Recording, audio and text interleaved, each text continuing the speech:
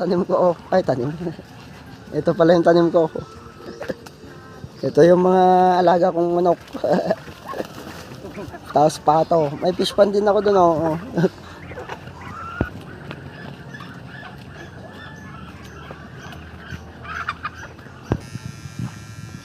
Ayan yung mga alaga ko.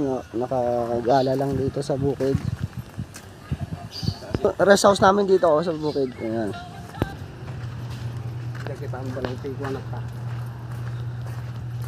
Dito tayo sa may fish pan.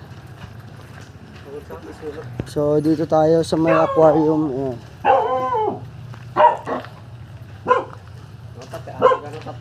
Ito, meron tayong mga pang-alaga dito. O tito Penel, alanda 4,000 din dito. May isa lang.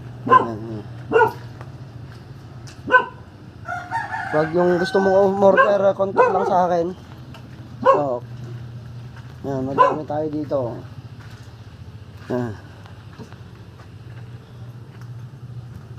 Sa susunod mag-aquaponics na tayo. Para wala ng chemicals. Karapit nang inalan na nabit pa nito. Rabbit man. Hindi mo nung kasanot ipanag-breed na. Dami. Sinan lang ita kanong i-breed na. Nga tate ba na? Takal.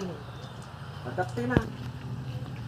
Ay, sa bali. Balay. Bali. Bidigas dyan. Bali ang kasi.